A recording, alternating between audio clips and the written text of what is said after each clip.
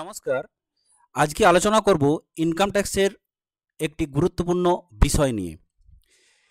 কয়েকদিন আগেই একটি নোটিফিকেশন বা বিজ্ঞপ্তি জারি হয়েছে এবং সেই মতো পোর্টালে সেই অপশন থেকে একটি নতুন পোর্টালে সেই তথ্য দেখা যাচ্ছে। তো সেই ব্যাপারটা হচ্ছে এআইএস। এআইএস কি? এআইএস হলো অ্যানুয়াল ইনফরমেশন স্টেটমেন্ট। অর্থাৎ আপনার ওই প্যান নাম্বারের এগেনস্টে যত জায়গাতে ইনভেস্টমেন্ট আছে, যত জায়গাতে ওই প্যান নাম্বার এগেনস্টে ট্রানজ্যাকশান হয়েছে, সেই সমস্ত ইনফরমেশান এখান থেকে দেখা যাবে। নতুন পোর্টালের উদ্দেশ্যই ছিল এই তথ্যটাকে তুলে আনা। সেই নতুন পোর্টাল এতদিন ধরে ভালোভাবে কাজ করছিল না, এখন সেই কাজটা কিন্তু সাকসেস হয়েছে। তো এটা কেন গুরুত্বপূর্ণ না, এখানে অনেকেই যারা ই ফাইলিং বা রিটার্ন দাখিল করেন সেক্ষেত্রে তার সেভিংসের ইন্টারেস্ট সব কিছু দেখান না। হয়তো ফিক্সড ডিপোজিট আছে, সেই ইন্টারেস্ট যদি 26 এএসএতে না রিফ্লেক্ট করে সেটা দেখান না। যদি এমন হয় মিউচুয়াল ফান্ডে প্রচুর মিউচুয়াল ফান্ডে ডিভিডেন্ড পেয়েছেন, সেগুলো দেখান না। সেরকম ক্ষেত্রে তাদের যদি রিটার্ন দাখিল হয়ে গেছে, প্রসেস হয়ে গেছে, তাদের কিন্তু আউটস্ট্যান্ডিং ডিমান্ড আসতে পারে। সেই মতো কিন্তু আপনারা প্রস্তুত থাকুন। আর যাদের এখনও পর্যন্ত প্রসেস হয়নি, এই জায়গাটা দেখে নিয়ে যদি দেখেন যে গরমিল আছে, তাহলে সেটা আবার রিভাইজড করুন। এবারে বলে দিই এআইএস ইনফরমেশান আপনি কিভাবে চেক করবেন। প্রথমে আপনি ই ফাইলিং ওয়েবসাইটে লগ ইন করবেন।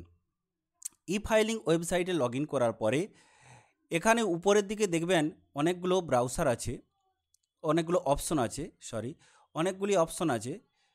তো ধরুন এইখানে সার্ভিস বলে যে অপশনটি আছে, এই সার্ভিস বলে অপশনটিতে ক্লিক করবেন।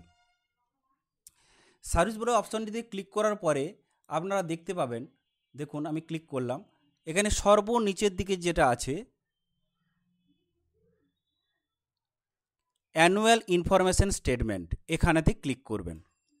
এখানে ক্লিক করার পরে প্রসিড করবেন। এটা কিন্তু একটি নতুন পোর্টাল, এর সাথে কিন্তু ই ফাইলিং পোর্টালের যোগ রয়েছে। রিফ্লেক্ট হয়ে চলে এলো আপনার নতুন পোর্টালে, আপনার কিন্তু লগ ইন কিন্তু ওই প্যান নাম্বার এগেনস্টেই কিন্তু রইল।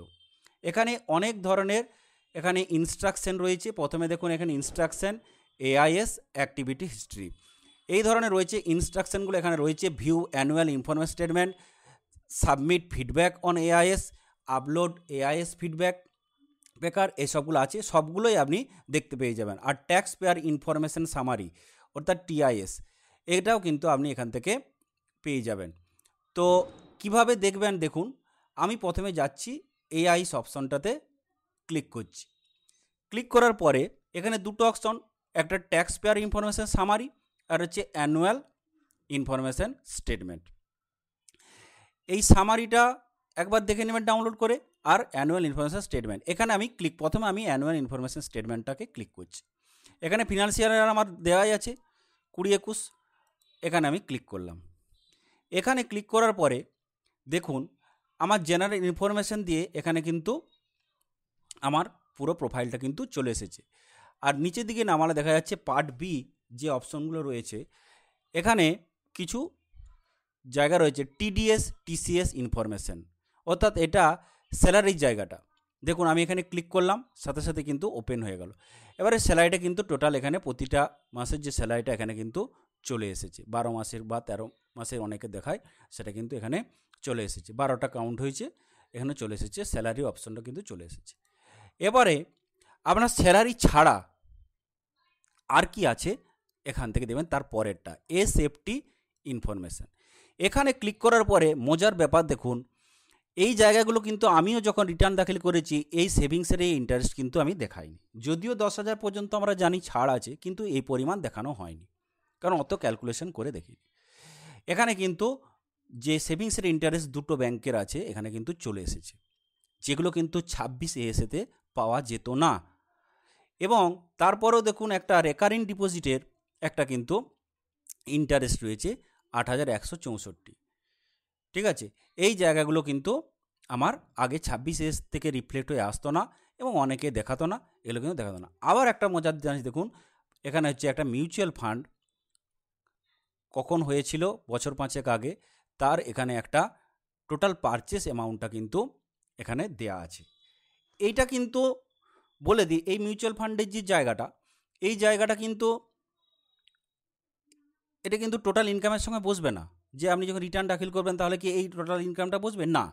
এটা আমিও দেখিয়ে দিচ্ছি কোন জায়গাটা বসবে, সেটা আমরা ক্লিয়ার করবেন। এবারে বলে দিই, আপনারা এখান থেকে কিন্তু এই জায়গাগুলো পেলেন, এগুলো ডিটেলসগুলো আসছি। এবারে হচ্ছে পেমেন্ট অফ ট্যাক্স, ক্লিক করলেন। এখান থেকে যদি কোনো ট্যাক্স পেমেন্ট করে থাকেন তার এখানে কিন্তু ডিটেলসটা কিন্তু থাকবে, অর্থাৎ যদি আপনি সেলফ অ্যাসেসমেন্ট ট্যাক্স এসব যদি ক্লিয়ার করে থাকেন। ডিমান্ড অ্যান্ড রিফান্ড, যদি এখানে রিফান্ড বা ডিমান্ড থাকে তাহলে কিন্তু চলে আসবে। আর আদার ইনফরমেশানে এখানে স্যালারিটাই দেখাবে, দেখুন স্যালারিটা দেখাচ্ছে, আর কিছু দেখাচ্ছে না। তো এরপরে আমি চলে আসছি এখানে এসএফটি ইনফরমেশানে। এখানে যখনই আমি প্রতিটা অপশনে ক্লিক করব আমার কিন্তু ডিটেলস চলে আসবে। আপনি এখান থেকে ডাউনলোড আছে, ডাউনলোড করতে পারেন, ডাউনলোড করেও কিন্তু দেখা যেতে পারে। ডাউনলোড করবেন, ডাউনলোড করার পরে ওই যখন পিডিএফটা ওপেন হবে তখন পাসওয়ার্ড লাগবে আপনার প্যান নাম্বার, তারপর হচ্ছে ডেট অফ বার্থ, কোনো রকম অবলিক টবলিক দেবেন না। প্যান নাম্বারটা ক্যাপিটালে যেমন আছে সেরকমই দেবেন, তারপরে কোনো স্পেস, কোনো কমা, কোনো অবলিক, কোনো কিছু না দিয়ে ডেট অফ বার্থটা দেবেন। কিভাবে দেবেন না 224 এই ইয়েতে দেবেন, অর্থাৎ দিনের সংখ্যাটা দুটো। যদি কারো মনে করেন 5 এপ্রিল 1985 জন্ম, তাহলে কি হবে 0504, ঠিক আছে, 0504 এইভাবে, আর 1985 এভাবে কিন্তু দেবেন। তাহলে দেখবেন পিডিএফটা খুলে যাবে, ডাউনলোড করতে পারেন। দেখুন আমি ডাউনলোড করেছি, ডাউনলোড করার পরে এখানে এই অপশন, এইরকম ধরনের কিন্তু সিটটা বেরিয়ে যাচ্ছে। তো আপনি ডাউনলোড করে পাসওয়ার্ড দিয়ে করতেও পারেন, আবার নাও পারেন। এখানে কিন্তু প্রতিটা পার্টে ক্লিক করলে কিন্তু এর ডিটেলস বেরিয়ে যাবে। দেখুন ওখানে ডাউনলোড করার পরে যা ছিল এখানে কিন্তু আমি কিন্তু ডিটেলসে পেয়ে যাব। এখানে একটা জায়গা দেখুন, মজার ব্যাপার দেখুন, এই যে কি করতে হবে, এইখান থেকে ডাউনলোড করলে কিন্তু হবে না। এই এসএফটি ইনফরমেশান থেকে যখনই খুললেন তখন দেখুন এই যে ইন্টারেস্টটা রয়েছে, অপশনাল বলে ফিডব্যাক একটা জায়গা রয়েছে।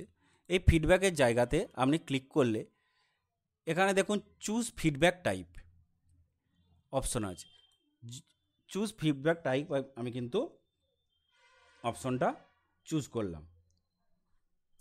এখানে বলছি information is correct, income is not taxable, information is not fully correct. আমি এই অপশনটা দিয়ে ফিডব্যাকটা দিয়ে দেবো, ইনকাম ইজ নট ট্যাক্সেবল, কারণ 10,000-এর মধ্যে আছে বলে আমি এটা দিয়ে দিলাম। ঠিক আছে, এবারে সাবমিট করব। সাবমিট করার পরেই মোবাইলে কিন্তু মেসেজ চলে আসবে। দেখুন আমি সাবমিট করছি, আবার মোবাইলের স্ক্রিনটাও কিন্তু আপনারা এখান থেকে দেখতে পাবেন। সাবমিট করলাম,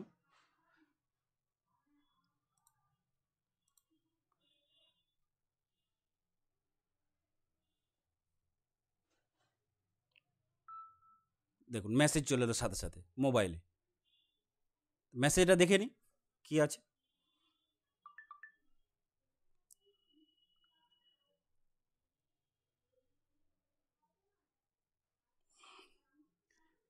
Thank you for submission of feedback. Feedback of AIS. Your AIS feedback acknowledgement has been sent on register email inside support. তাহলে এই ধরনের কিন্তু একটা মেসেজ কিন্তু আপনার মোবাইলে চলে আসবে। তো আমি এখানে সাবমিট করে দিয়েছি, ক্লোজ করে দিলাম। এভাবে কিন্তু আপনারা ফিডব্যাকগুলো দিয়ে দিবেন। আমার এখানে এই যে যেটা আছে এই মিউচুয়াল ফান্ডটা, এই মিউচুয়াল ফান্ডটার ক্ষেত্রে একটা জায়গা দেখিয়ে দিই।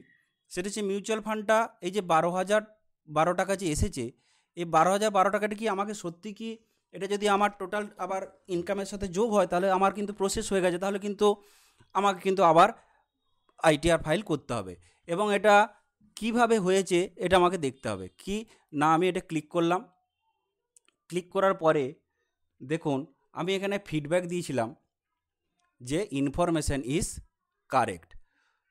তো এই যে পারচেস অ্যামাউন্ট 12,012, কিন্তু এই যে আপনার মিউচুয়াল ফান্ডের ইনভেস্টমেন্টটা ছিল, এই ইনভেস্টমেন্টটা থেকে কোন ধরনের আয় আপনার হয়েছে। যদি আপনি কোনো দিনও রিডিম করে থাকেন, তাতে ক্যাপিটাল গেন না লস হয়েছে, তাহলে কিন্তু সেটা সেই সাইট থেকে পেয়ে যাবেন। আর বা যদি কোনো ডিভিডেন্ড ইনকাম হয়ে থাকে এর থেকে, সেটাও কিন্তু আপনি পেয়ে যাবেন। তো চলুন আমি চলে যাই একবার আমার এই মিউচুয়াল ফান্ডের ওয়েবসাইটে। এসবিআই মিউচুয়াল ফান্ডে আমার দেখুন এখানে লগ ইন করা আছে। তো লগ ইন করার পরে আমি এখানে দেখতে পাচ্ছি যে আমার যে ইনভেস্টমেন্টটা যেটা ছিল এইটা পর্যন্ত হয়েছে, তো সেটা ভ্যালু দেখাচ্ছে আজকে এই অ্যামাউন্টটা 70,812 টাকা।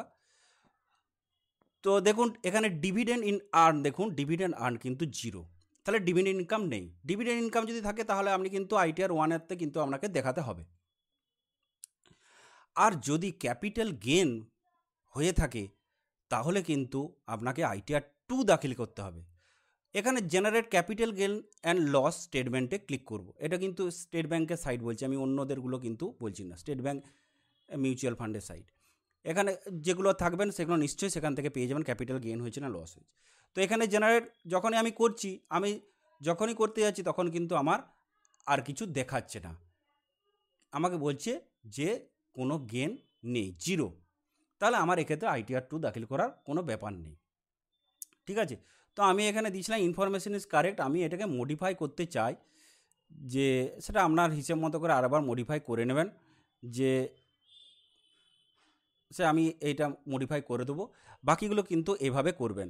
তো এটা একটা বিষয় দেখুন, আর ফাঁকি দেবার কিন্তু জায়গা নেই, সমস্তটাই কিন্তু আজকে ইনকাম ট্যাক্স অথরিটির হাতে চলে এসেছে।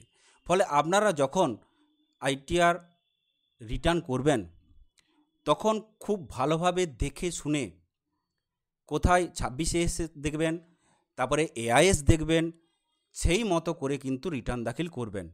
তা না হলে কিন্তু ভবিষ্যতে আউটস্ট্যান্ডিং ডিমান্ডের সাথে ফাইন পর্যন্ত হতে পারে। খুব সচেতনভাবে এরপর থেকে ফাইল করবেন। আর শুধুমাত্র নিজের ফর্ম 16 দেখে শুধুমাত্র রিটার্ন দাখিল করে নিলেন, এটা কিন্তু অনেক বাহবার কিছু নেই, পরে কিন্তু ভালো রকম শাস্তিমূলক ব্যবস্থা নিতে পারে। সুতরাং এই জায়গাগুলো একটু খেয়াল করবেন। তাহলে আরেকবার বলে দিই, লগ ইন করবেন, সার্ভিসে যাবেন, সার্ভিসে যাওয়ার পরে এখানে মাউসটা নিয়ে গেলেই অ্যানুয়াল ইনফরমেশান স্টেটমেন্টে চলে যাবেন। অ্যানুয়াল ইনফরমেশান স্টেটমেন্টে চলে যাওয়ার পরেই আবার কিন্তু এখান থেকে ক্লিক করলে কিন্তু আপনি পেয়ে যাবেন সব কিছু। প্রসিড করবেন, প্রসিড করার পরে দেখুন পোর্টালটা খুলে গেল, এটা কিন্তু আলাদা পোর্টাল। এখানে এআইএসে ক্লিক করবেন, এআইএসে ক্লিক করার পরে এবার দেখিয়ে দিয়ে এবার ট্যাক্স পেয়ার ইনফরমেশানটা একবার খুলে দেখিয়ে নিই। এটা হচ্ছে অ্যানুয়াল ইনফরমেশান স্টেটমেন্ট ছিল, এবার হচ্ছে ট্যাক্স পেয়ার ইনফরমেশানটা একবার দেখে নিই। এখানে আমি কত কি ট্যাক্স পড়ে ডিভিডেন্ড ভ্যালু আমার দেখাচ্ছে, এখানে যে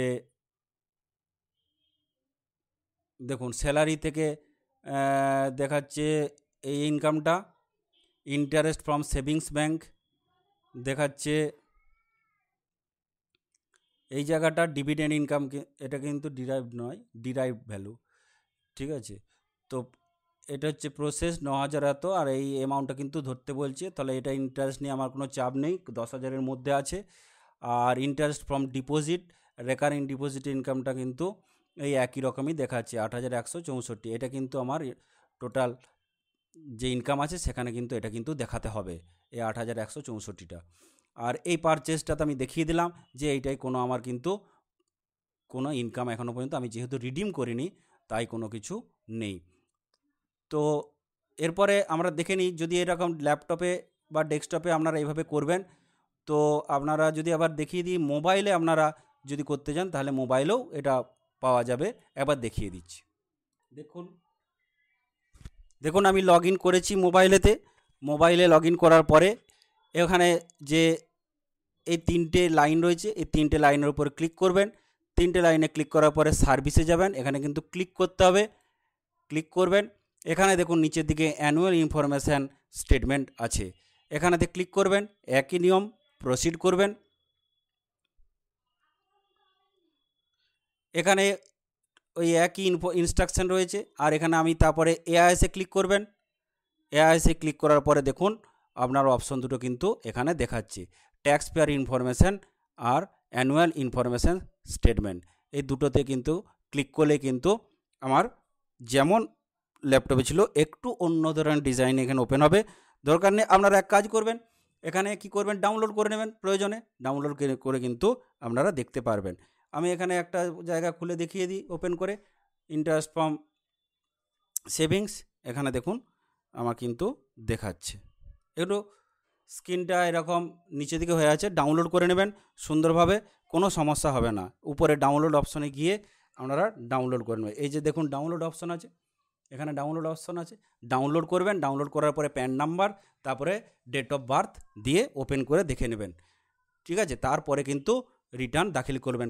যদি আপনার মিউচুয়াল ফান্ড থেকে থাকে, যদি ক্যাপিটাল গেইন হয়ে থাকে, তাহলে অবশ্যই সেক্ষেত্রে ITR 2 দাখিল করবেন। আর যদি ডিভিডেন্ড ইনকাম থেকে থাকে, তাহলে ITR 1 সাথে কিন্তু আদার সোর্স অফ ইনকামে দেখিয়ে কিন্তু ITR 1 সাবমিট করতে পারেন। কিন্তু অবশ্যই খেয়াল করবেন ITR 1 হোক 2 হোক দাখিল করার সময় AIS এবং TIS এর সাথে কিন্তু মিলিয়ে তারপরে দাখিল করবেন। ধন্যবাদ।